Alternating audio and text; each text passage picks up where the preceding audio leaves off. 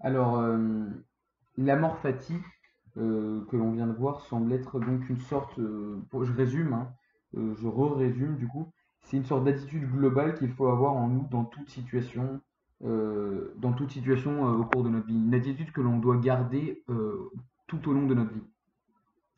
Euh, Petit écueil dans la compréhension de cette notion d'amor fati, ça ne veut pas dire non plus qu'il faut étouffer nos émotions d'insatisfaction, de tristesse, d'énervement, même de tristesse, toutes ces choses-là, de colère. Il ne faut pas les abandonner, mais simplement parce qu'elles font partie de la vie et on a totalement le droit de les ressentir, il n'y a aucun problème à cela. Mais garder en toile de fond en nous un état d'âme particulier qui est un état d'âme qui est bercé de tranquillité, d'innocence et de légèreté, qui est cet amour fati. C'est-à-dire qu'on peut s'énerver, mais on comprend que l'on est une vie et que nous ne sommes qu'une vie, qu'on n'est qu'une volonté de puissance et qu'il y a de la fatalité. On accepte cette fatalité même si on se bat contre. C'est ça toute la subtilité. Donc, l'amour fati est un état d'âme, c'est en arrière-plan en nous. C'est pas quelque chose qu'on est obligé de se forcer de ressentir. On ne doit pas se forcer à sourire comme si c'était de la psychologie positive tout le temps. Non, pas du tout. Mais on doit avoir un amour de la vie profond. Voilà. Maintenant qu'on a revu rapidement ces dernières quelques petites précisions par rapport à la marque Paty, on va passer à une autre idée nietzschéenne qui, on peut le dire, a le mérite d'être étonnante ou pour le moins originale. Cette idée va peut-être éclairer euh, ce que Nietzsche pense de ce que devrait peut-être être le but de la vie et donc ce que devrait être le but de la vie justement du surhomme. On continue sur le chapitre du surhomme là maintenant. Et donc, cette proposition étonnante, bizarre, mais très éclairante, c'est l'éternel retour. Alors là, on se lave les oreilles, voilà, on se pose et on écoute rapidement cette idée parce que c'est assez compliqué. Alors, pour commencer, pour vous introduire cet éternel retour, je vais vous lire un extrait du Gai Savoir qui explique précisément en quoi cela consiste. Cette vie, telle que tu la vis et tu l'as vécue, il te faudra la vivre encore une fois et encore d'innombrables fois. Et elle ne comportera rien de nouveau. Au contraire, chaque douleur et chaque plaisir et chaque pensée et soupir et tout ce qu'il y a dans ta vie d'indiciblement petit et grand doit pour toi revenir, et tout suivant la même succession et le même enchaînement.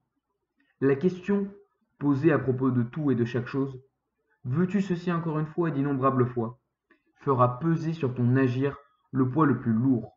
Ou combien te faudra-t-il aimer en toi-même et la vie pour ne plus aspirer à rien d'autre qu'à donner cette approbation et apposer ce sceau ultime et éternel. Alors, j'espère que vous avez compris du coup cette idée. Donc, vulgairement dit, la vie va se répéter à jamais. Donc, on va se répéter chaque douleur, chaque plaisir, chaque pensée. Et il faut être assez fort pour pouvoir aimer cet éternel retour. C'est le master.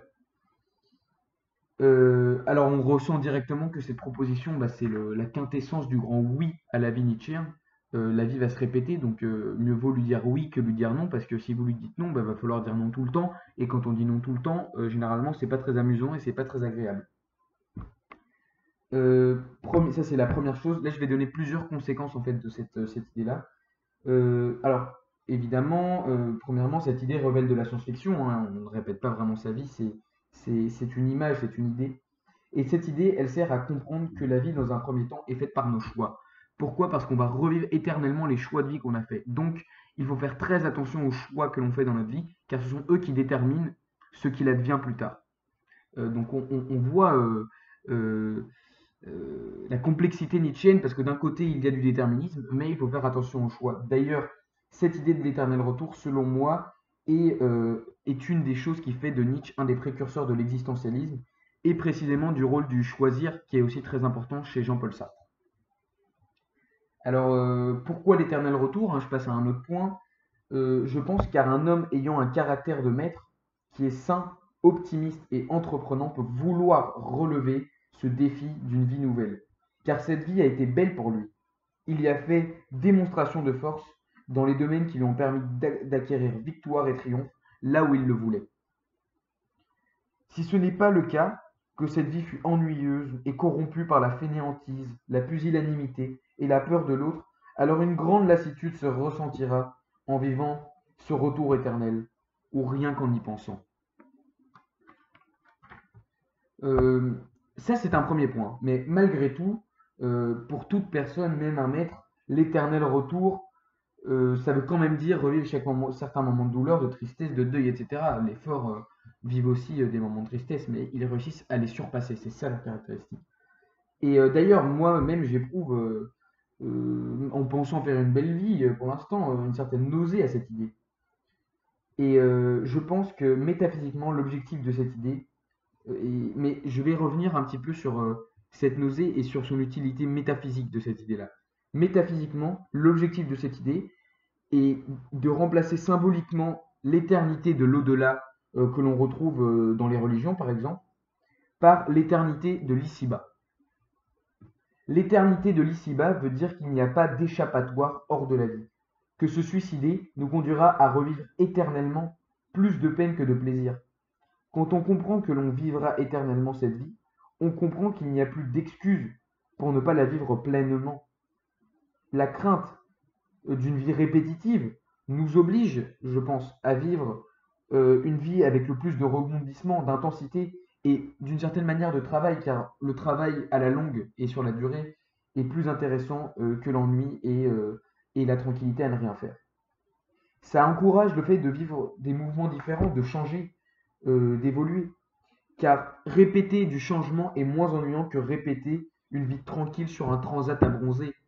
C'est ça déjà le premier point, d'ailleurs on reviendra dessus plus tard, mais la critique de Nietzsche du bonheur à l'européenne occidentale des derniers hommes, comme il les appelle.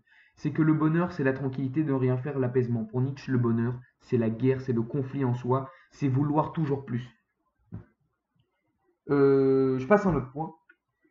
Maintenant, je passe à des points. Cette idée de l'éternel retour vient aussi nous guérir du ressentiment, puisque l'on ne veut plus se plaindre de cette vie, mais au contraire se renforcer pour être plus fort et pouvoir mieux l'affronter. Et mieux l'affronter demain, parce qu'on revivra ce demain et on aura réussi à vaincre quelque chose qui était plus difficile au début. En somme, mieux vaut être éternellement un vainqueur qu'éternellement un perdant. Même si ces termes de vainqueur et perdant font un petit peu capitalisme américain, mais voilà. Je continue, je termine. L'éternel retour vient aussi éliminer toutes les actions que l'on fait par conformisme, désir hypocrite, ou généralement de toutes les actions qu'on fait faute de mieux. Elle nous interdit, alors je pense, mais peut-être on peut critiquer cela, que Nietzsche vient aussi avec cette idée d'éternel retour nous proposer de nous interdire de nous mentir à nous-mêmes. Ne nous mentons pas à nous-mêmes car on va ressentir ce mensonge des milliers de fois dans l'éternité qui se répète de cette vie-là. Ça aussi, cet éternel retour nous interdit aussi d'attendre passivement que vienne un meilleur monde. Ça nous interdit d'être passifs. Au contraire, l'éternel retour propose de reprendre sa vie en main pour en faire justement quelque chose de meilleur grâce à nous-mêmes. De faire de sa vie quelque chose de meilleur grâce à nous-mêmes et pas grâce aux autres.